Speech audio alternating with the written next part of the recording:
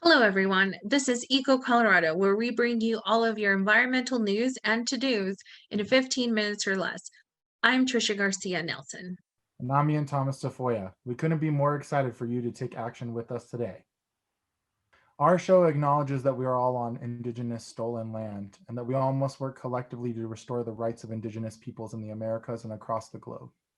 This week, we'd like to bring you some information about the upcoming permit renewal for major polluter and oil refinery Suncor in Commerce City.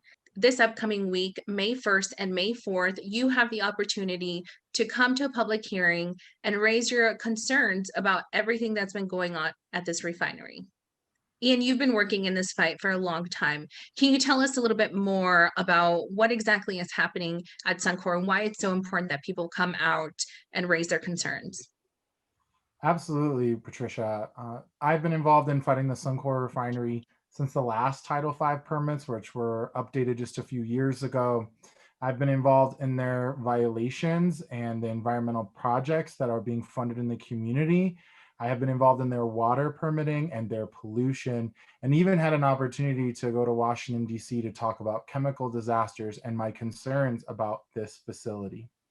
Now, their permits that they're up for renewal right now were due up in 2006 and 2012, and we're finally getting them renewed.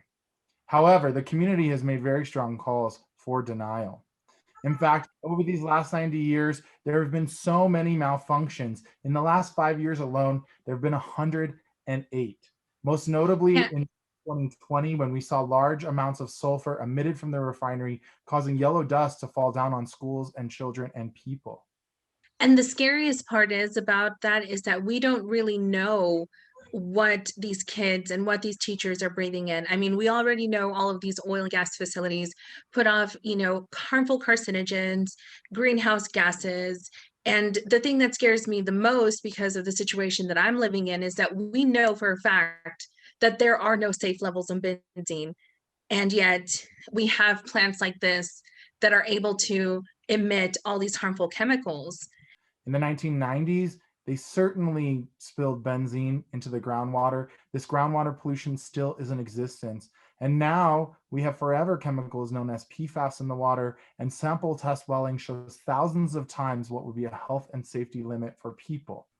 And there was also another one, another emission that I heard of in December of 2019. Instead of sulfur, was ash. And so this is a recurring theme, it seems like. It's clear that Suncor has a record of harming people and the environment. And so I know that recently there was a settlement of $9 million. Can you tell me a little bit more about what the community wants to do with the money that they're going to receive as part of that settlement? Well, Patricia, I think you're right. This is impacting people from nosebleeds to strange cancers to asthma. There are for sure effects that are being had. I take calls all the time about moms who are waking with their children gasping for air in the middle of the night. And I just want them to know that we hear them. There are more than 67,000 people that live within 3 miles of this facility. So the impact is greatly impacting them. This $9 million settlement, many in the community saw as pennies, to be quite honest. This is a multi-billion-dollar multinational corporation that is extracting tar sands and bringing them to Colorado and leaving the toxic residue behind along the way. Of that 9 million, only 2.5 really were actually put back into community programs. The others go back into the facility to make upgrades. I think the community didn't personally feel like they should be able to take tax write-offs on these upgrades to make these changes on the settlement dollars that really belong to make the people whole. But some of the So biggest wait. So you're telling me that they're basically paying themselves $7 million for their errors. That's correct.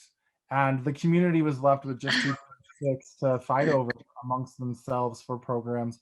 We saw some really good proposals, some community partners that are new to the table. I hope that they stay at the table, but ultimately what people want is improved air quality, and they want to hold Absolutely. polluters accountable. One of the biggest projects that was awarded more than $1 million, the Cultivando proposal, it actually sets up these amazing not self-monitoring, he's monitoring that's being done by third party, by Cultivando and their scientists.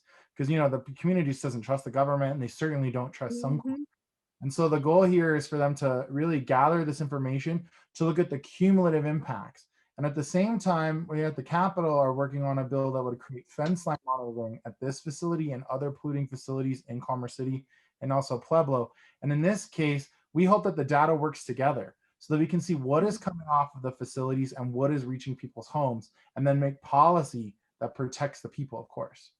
And this is part of the reason why we decided to do the show, is because, we know that there's a lot of people out there that feel helpless. But, I think getting this information out to people is important, and also letting them know that they're not alone.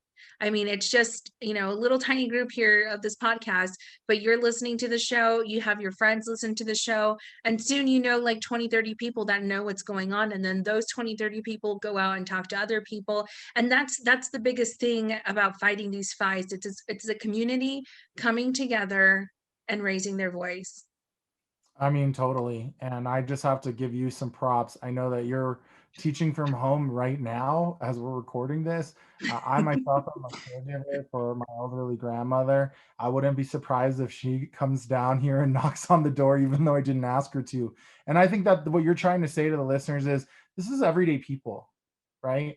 We are everyday people who are fearful of the future, who see what's happening to the earth. We see what's happening to our communities, and we're feeling called to do something about it with the extra time that we do have. Absolutely. And you mentioned that these companies are starting to see the writing on the wall. And I think for years, a lot of these organizations that we've worked with have been saying, we've been sounding the alarm, like something isn't right. How is this okay? What is actually going on? And recently, we found out that CDPHE, Colorado Department of Public Health and Environment, was actually pressuring their employees to falsify data. When I heard about that, I was devastated, but honestly, I wasn't completely surprised. And so I know that the Attorney General has decided to launch an investigation. So what do you think is going to happen after all that? Because I have my theories, but I'd like to hear what other people are thinking.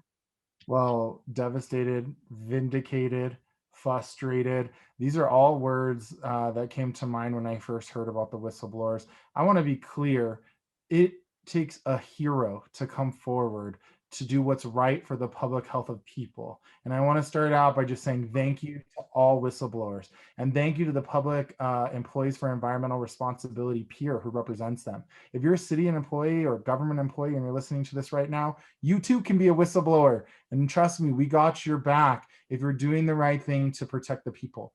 But what I want to be clear about is this wasn't just a couple employees, this was the entire air modeling division. So, an entire division. And to be clear, our government actually underfunds air quality, underfunds environmental programs. The amount of staff that Colorado has compared to other states of our size is actually dramatically smaller. And I think that has led to a lot of rubber stamping of permits. And you're It right, has. Tristan, we have been for years trying to ring the alarm. I did come out hard on this just personally through my roles and work I do, comparing this to Flint, Michigan. Why? This isn't just one neighborhood that this is isolated into. In that sense, like Flint, Michigan is one metropolitan area. This is about places and permits across the state of Colorado where we perhaps knowingly were endangering people with toxic levels of air pollution. Of course, falsifying of data is incredibly wrong.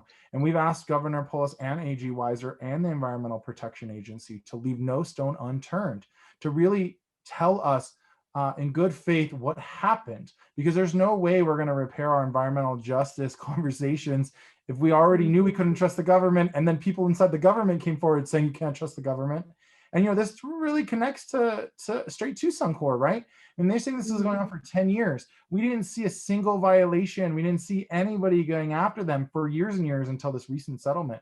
And even to this day, with these air quality permits that we're talking about, these Title V permits with Suncor, they're connected to Mr. Gary Kaufman, whom is the person who is identified as being the problem or one of the problems inside of the system. In the first title permits, he went on to tell us and talk himself for nearly half of each of those meetings, leaving not enough time for the community to provide their feedback. And ultimately, though the community is asking for denial, the government believes it's in their best interest to always approve these permits, at least in the Mhm. time that we're talking about. And so I think all we can hope for at this moment is that we do our best to make sure that this is a truly independent investigation, that no conflicts of interest are allowed to supersede here. Now, ultimately, this comes down to politics, and we're going to Yeah. have leaders who are willing to go to bat with the administration to change things for good. I hope that Governor Polis could be that person to change it for the good, that he could learn to turn the page post COVID. But time and time again, like today when we're recording this, we hear he's willing to veto climate bills that have environmental justice advocates in it. He's failed to deliver for environmental justice communities, and we are going to keep the pressure on. And I really hope that people that are listening don't think that we're coming at them with all this information. All of this information, it sounds really bad, and it is really bad. But like you were saying, the wall is starting to crumble. And I really hope people that are listening get mad, get mad at all these people because they knew what they were doing and what they were doing was wrong. And so now we have the opportunity to come out and call them out. All of our representatives, call out the governor, call out everybody that you can think of. If you don't know who your representatives are, shoot, call me. I will help you find out who they are and how to get a hold of them, because it's completely unacceptable. And this is the state agency that's supposed to be protecting our air quality. Like, enough is enough. And we're here to tell you, we're here to give you a pep talk that you have a voice and your voice is valid and you deserve the truth. And we're here to tell you the truth, and we're here to encourage you to speak your truth. And you can do that by tuning on in to May 1st or May 4th. There's two opportunities. They don't make it easy for us. Not only do you have to No. sign up on a Google form, you also have to sign in on the Zoom to make sure that you get the link and that you're there on time. But Trisha's right. You have to get over the hump the first time, and we're with you. Right. And these are tools and skills that you can use over and over and over again. But the most important thing you need to realize is if you support the local community that lives within those 3 miles of Suncor, then you support denial of these permits. Absolutely. And they really don't make it easy, but that's what we're here for. We have the links, we have the Google form links, we have the Zoom links, we have all the information you need to be able to go testify at this hearings. Well, we just want to thank the listeners who are tuning in with us today. As we said, this is a show that is hopefully going to be coming more regularly for you, so that you can stay informed and you can take opportunities. All of these things move in cycles. The next issue, if you're really concerned about Suncor, has to do with forever chemicals and their water permit and the water pollution they're putting in the ground. There are many issues across Colorado, and if you have one that you'd like us to talk about, please contact us. Thank you for listening to Echo Colorado. I'm Trisha Garcia Nelson. And I'm Ian Thomas Tafoya. Tune in next time.